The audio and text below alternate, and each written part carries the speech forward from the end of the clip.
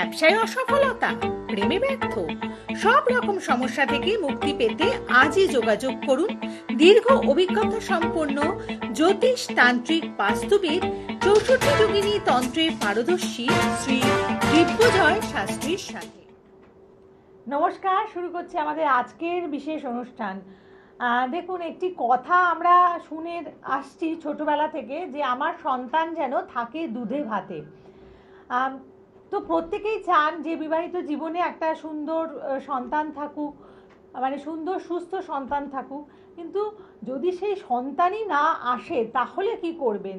তখন মনে হয় যেন পৃথিবীটা ওলটপালট হয়ে গেল। আপনি কিন্তু দিগ্ভ্রান্ত হয়ে যাবেন এবং বিভিন্ন জায়গায় দৌড়বেন, অনেক কিছু করবেন, কিন্তু কি কারণে এটি হচ্ছে, বা আপনি যদি আগের থেকে আপনার ছকটাকে একটু বিচার করে নেন, তাহলে জ্যোতিষশাস্ত্র কিন্তু বলে দিতে পারেন আপনার আগামী দিনগুলো কি হতে পারে। আপনার এই যে বিভিন্ন জীবনকে নিয়ে নানান যে প্ল্যানিং, তার মধ্যে কটা প্ল্যানিং মানে সার্থক হবে, আর কটা প্ল্যানিংকে আপনাকে একটু বদলাতে হবে, পুরোটাই কিন্তু অ্যাস্ট্রোলজি বলে দিতে পারে। এবং বলে দিতে পারেন একজন সুদক্ষ অ্যাস্ট্রোলজার, একজন অভিজ্ঞতা সম্পন্ন তান্ত্রিক ব্যক্তিত্ব। যেমন আজকের অনুষ্ঠানে আপনাদের জন্য উপস্থিত আছেন পশ্চিম বাংলার একমাত্র 64 যোগিনী তন্ত্রের সাধক, বাস্তুবিদ, হস্তরেখাবিদ, জ্যোতিষ শ্রী দিব্যজয় শাস্ত্রী। স্বাগত জানাই, নমস্কার। ওম ত্র্যম্বকং যজামহে সুগন্ধিং পুষ্টিবর্ধনম উর্বারুকমিব বন্ধনান মৃত্যুর্মুক্ষ্যমৃতাৎ। ওম হুং জুং স মহামৃত্যুঞ্জয় শিবায় পাদুকায় নমঃ। জয় মা তারা, জয় গুরু বামদেব, নমস্কার। মানে সন্তানের যে স্বপ্ন, সেখানে কিন্তু আজকে বহু মানুষের সেই স্বপ্নতে ছেদ পড়ছে, এবং বেশিরভাগ ক্ষেত্রে দেখা যাচ্ছে যে বিবাহিত জীবনের হয়তো 10 বছর অতিক্রান্ত, মানে আমি বলছি মিনিমাম, তখনও কিন্তু কোনো সন্তানের মুখ তারা দেখতে পাচ্ছেন না। এবং এই যে সমস্যাটা, এটা কিন্তু আধুনিক যুগের একটা বড় সমস্যা। দেখো, সন্তানের ভাব, সন্তান জায়গায় আমরা যদি বিচার করতে যাই, আমাদের পঞ্চম ভাব দেখতে হবে, একাদশ ভাব দেখতে হবে। এইবার প্রশ্ন হচ্ছে, আজকের এই জীবনে প্রচুর মহিলাদের আমি দেখছি কোনো না কোনো মহিলাগত রোগে তারা কিন্তু পড়ে যাচ্ছে, গাইনোকোলজিক্যাল প্রবলেমের মধ্যে পড়ে যাচ্ছে। এর থেকে কিন্তু সন্তান ধারণের ক্ষমতাটা তারা কিন্তু হারিয়ে ফেলছে। আর কিছু কিছু আমি ক্ষেত্রে দেখেছি প্রচুর ফাস্ট ফুড, প্রচুর লাইফস্টাইল খারাপ হওয়ার জন্যে অনেক ডাক্তাররা বলছে যে আপনার মা হওয়াটা কিন্তু প্রায় অসম্ভব। তারা তখন অন্যরকম কিছু চিকিৎসা করার চেষ্টা করছে, আইভিএফ, এটা সেটা, কিন্তু সেক্ষেত্রেও হয়তো দেখা যাচ্ছে সাফল্যতা পাচ্ছে না। তো সেই জায়গায় দাঁড়িয়ে আমাদের তন্ত্র, আমাদের 64 যোগিনী তন্ত্র কিন্তু তাদের পথ দেখাতে পারে। প্রথমে আমাদের এই বিচারটা জ্যোতিষের মাধ্যমে কমপ্লিট করে নিতে হবে যে তাদের পঞ্চম ভাব, একাদশ ভাব কি পজিশনে আছে। যদি যে কোনো মহিলার পঞ্চম ভাবের সাথে অষ্টম ভাব যুক্ত হয়ে যায়, যদি পঞ্চম ভাবের সাথে দ্বাদশ ভাব যুক্ত হয়ে যায়, তাহলে কিন্তু বুঝে নিতে হবে সন্তানের জায়গাটা সেই মহিলার ডিস্টার্ব, সে কিন্তু সন্তান সহজে ধারণ করতে পারবে না। এর সাথে সাথে আরো কিছু জিনিস আমাদের দেখে নিতে হয়।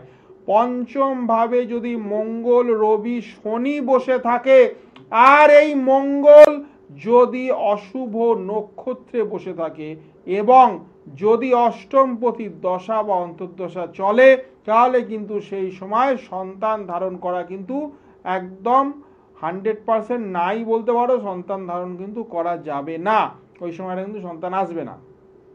এর সাথে সাথে তোমাকে দেখে নিতে হবে পঞ্চম পতি বা পঞ্চম ভাব কি পজিশনে আছে। পঞ্চম পতি গ্রহ যদি নিজেই পীড়িত হয়, যদি নিজেই অষ্টম পতির সাথে যোগাযোগ করে থাকে, যদি নিজেই রাহুর সাথে যোগাযোগ করে থাকে, যদি পঞ্চমে শনির দৃষ্টি থাকে, তাহলেও কিন্তু অনেক সময় আমরা দেখেছি বাচ্চা বা সন্তান ধারণ করা সম্ভব হয় না। তবে সব সময় আমাদের একটা জিনিস দেখে নিতে হবে, যে কোনো এই ধরনের বিষয় আমাদের হাজবেন্ড এবং ওয়াইফ, স্বামী এবং স্ত্রী দুজনের ছকটা কিন্তু বিচার করা অতি প্রয়োজনীয়। কারণ কি, এই জিনিসটা একার ব্যাপার না, এখানে দুজনের সম্মিলিত প্রয়াস লাগে। তাই জন্য আমি হাজবেন্ড এবং ওয়াইফ দুজনের ছকটা বিচার করে তারপরেই আমি ফাইনাল বলতে পারি যে এই যে দাম্পতি, এদের যে সন্তান ধারণ হবে কি হবে না, এদের কি পজিশনে রয়েছে। এইবার ব্যাপার হচ্ছে এই যে পজিশন, সেইখান থেকে কিভাবে তোমরা বেরিয়ে আসবে। এই পজিশন থেকে বেরিয়ে আসার জন্য কিন্তু 64 যোগিনী তন্ত্র তোমাদের পাশে আছে। এইটা নিয়ে আমি বলবো, তার আগে আমি বলে দিই, যদি পঞ্চম ভাবে আমরা কেতু বসে থাকি, কেতু বসে থাকলে কিন্তু প্রথম সন্তান কিন্তু অনেক সময় নষ্ট হয়ে যায় বা মিসক্যারেজ হয়ে যায়। এটাও কিন্তু আমাদের মাথায় রাখতে হবে। সন্তান হয়তো তুমি আনলে পৃথিবীতে, কিন্তু পুরোপুরি সে পৃথিবীতে আসতে পারলো না, কারণ দেখা যাচ্ছে গর্ভেই সে নষ্ট হয়ে যাচ্ছে। কাজে মিসক্যারেজ ব্যাপারটা কিন্তু এখন খুব কমন হয়ে গেছে। এটা কিন্তু প্রায় আমরা শুনতে পারি যে বেবি হয়তো এসেছিল কিন্তু মিসক্যারেজ হয়ে গেছে। তো এই জায়গাটা দাঁড়িয়ে আমাদের দেখতে হবে, পঞ্চমে যদি কেতু থাকে তাহলে কিন্তু তুমি ধরে রাখো সেই কেতু যদি আবার রাহু বা অষ্টমপতি বা দ্বাদশপতি বা শনি নক্ষত্রে বসে থাকে, তাহলে কিন্তু তুমি ধরেই রাখতে পারো তোমার প্রথম সন্তান কিন্তু মিসক্যারেজ হয়ে যাবে, সে কিন্তু বাঁচবে না। আচ্ছা, এই যে ব্যাপারটা আপনি যেমন বলছেন যে এটা সম্ভাবনা থাকে, তো এটা তো অ্যাস্ট্রোলজি আগে থেকে বলে দিতে পারে। সেক্ষেত্রে যদি সেই দম্পতি এসে আপনার সাথে কনসাল্ট করে তারা যদি কিছু সাবধানতা অবলম্বন করে, মানে বিশেষ একটা সময় দেখে বা ইত্যাদি, আপনারা যেভাবে গাইডলাইন দেন, সেটা কি রক্ষা করা সম্ভব? হ্যাঁ, আমরা যদি সেই পঞ্চম ভাব এবং কেতুর যদি সংস্কার করে দিই 64 যোগিনী তন্ত্রের মাধ্যমে, তাহলে কিন্তু এই জায়গা থেকে তারা বেরিয়ে আসতে পারে। তাদের যে মিসক্যারেজটা হওয়ার কথা সেটা কিন্তু আমরা আটকাতে পারি।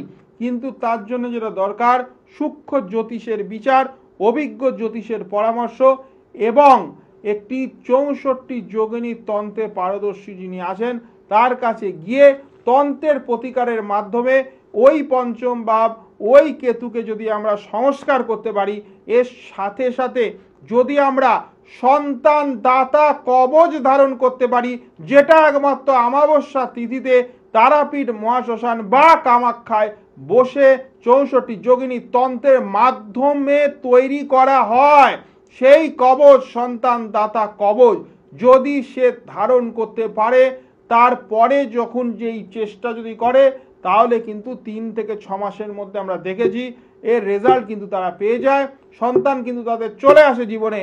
এবং এই যে মিসক্যারেজ, এই জিনিসটাকে কিন্তু আমরা আটকে দিতে পারি এই কাজের মাধ্যমে, এই 64 যোগিনী তন্ত্রের মাধ্যমে, এই সন্তান দাতা কবচের মাধ্যমে এবং এই যে পঞ্চম বা পঞ্চমপতি গ্রহ সংস্কারের মাধ্যমে।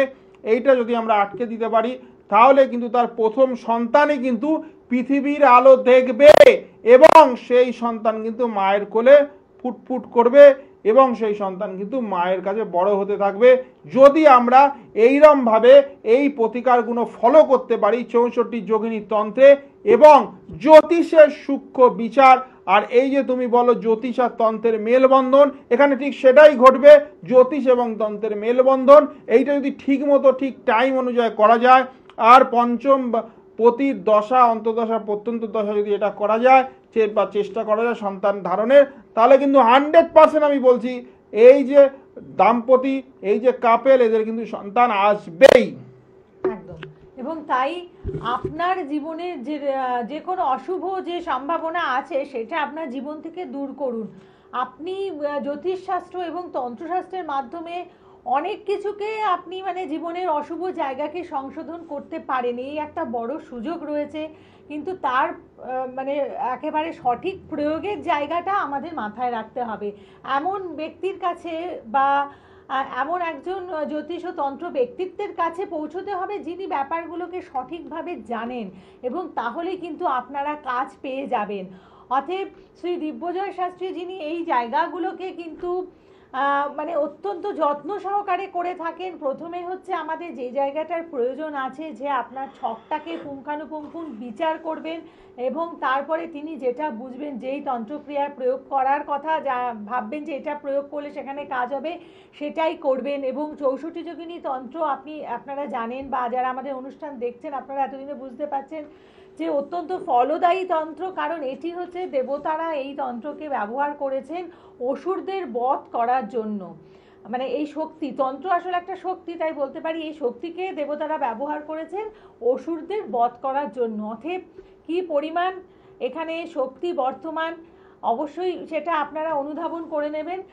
তাই এই যে অসীম শক্তি দিয়ে আপনার অশুভ যোগের খণ্ডন করুন, করে আপনি ভালো থাকুন। সন্তান ধারণের ক্ষেত্রে যাদের অসুবিধে এবং বিভিন্ন সময় দেখা যায় যে আপনারা ডক্টরের সাথে কনসাল্ট করেছেন, হয়তো আইভিএফ পদ্ধতিতে ফার্স্ট টাইম আপনারা ক্যারি করছেন, সেখানেও কিন্তু মিসক্যারেজ হয়ে যায়, এমন অনেক উদাহরণ আমি দেখেছি।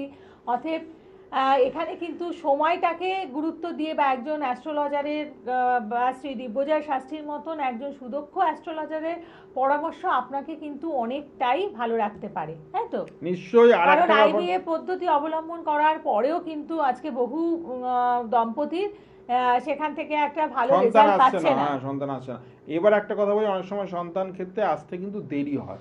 আমরা দেখছি বিয়ে হয়ে গেছে 2 বছর 3 বছর 5 বছর 10 বছরও কিন্তু সন্তান আসছে না। সেই জায়গা কিন্তু এখানে শনির একটা ভূমিকা আছে। শনি যদি সেই পঞ্চম ভাবের সাথে কোনোভাবে কানেক্টেড হয়ে যায়, সে নিজে অবস্থান করছে বা তার দৃষ্টি পড়েছে, বা যে পঞ্চমপতি আছে সে শনির নক্ষত্রে আছে, বা যে পঞ্চমপতি গ্রহ আছে যে বসে আছে সেও যদি শনির নক্ষত্রে থাকে, তাহলে কিন্তু এটা দেখা যায় যে অনেক সময় সন্তান আসতে অনেক দেরি হয়ে যাচ্ছে, অনেকটাই দেরি হয়ে যাচ্ছে, কয়েক বছর 5 বছর 10 বছর 12 বছর লেগে যাচ্ছে। সেই জায়গায় দাঁড়িয়ে আমি সেই সব দাম্পতিদের বলবো যে তোমরা যদি চাও যে এই জায়গা থেকে বেরিয়ে আসতে, তাহলে কিন্তু শনি গ্রহের সংস্কার, সাথে সাথে দক্ষিণাকালী কবচ এবং 64 যোগিনীর মাধ্যমে যদি সন্তানদাতা কবচ তোমরা যদি নিতে পারো, অমাবস্যা তিথিতে, যেমন সামনের অমাবস্যা রতন্তী অমাবস্যা, মহা অমাবস্যা, এই তিথিতে যদি মহাপীঠ তারাপীঠে বসে যদি এই অমাবস্যা তিথিতে সন্তানদাতা কবচ যদি 64 যোগিনীর মাধ্যমে তৈরি করা যায়, তাহলে কিন্তু আমি এইটুকু বলতে পারি, তোমরা হয়তো সব জায়গায় সব ডাক্তারের কাছে গেছো, সব রকম পরীক্ষা নিরীক্ষা করে দেখেছো, হয়তো তোমাদের ঠিকই আছে, কিন্তু তাও সন্তান আসতে চাইছে না, তখন তাদের জন্য কিন্তু এটা মারাত্মক কার্যকরী হবে। তারা কিন্তু এই 64 যোগিনীর তন্ত্রের মাধ্যমে যে সন্তান দাতা কবচ আমি তৈরি করি, সেই সন্তান দাতা কবচ যদি সে ধারণ করতে পারে সেই মহিলা, এবং সেই সন্তান দাতা কবচের ধোয়া জল যদি সে দিনে 2 বার করে খেতে পারে, তাহলেই কিন্তু সেই মহিলা আবার কিন্তু অন্তঃসত্ত্বা হবে, সে কিন্তু সন্তান তার জীবনে আসবে, তার কোল কিন্তু আলো করে দেবে। আর যারা যারা যে কোনো সমস্যায় ভুগছো, যারা যারা অনেক জায়গায় গেছো, বিফল হয়েছো, পয়সা দিয়েও কাজ পাওনি বা পূর্ণ কাজ পাওনি, কিছুটা হয়তো পেয়েছো কিছুটা পাওনি, ঘরে চুপচাপ মন মরা হয়ে বসে আছো, বা হয়তো এটা ভাবছো যে তোমার আর সমস্যার এই যে সমস্যার থেকে সমাধান হবে না, এখান থেকে তোমাকে বের করা যাবে না, তাদের জন্য বলছি 64 যোগিনীর তন্ত্র কিন্তু তোমাদের জীবনে আবার সেই সুখ, সেই শান্তি, সেই আশার আলো, সেই খুশি এনে দিতে পারে। কারণ 64 যোগিনীর তন্ত্রই এমনই একটা তন্ত্র যার মধ্যে শুধু দশমহাবিদ্যা নয়, এর মধ্যে আছে 8 জন মাতৃকা এবং 8 জন সহায়িকা, প্রত্যেকটা মাতৃকার 8 জন সহায়িকা রয়েছে, তার সাথে সাথে আছে মা দুর্গার শক্তি, মা চামুন্ডার শক্তি, মা কালীর শক্তি, এতগুলো শক্তি সম্মিলিত রূপ হচ্ছে এই 64 যোগিনী।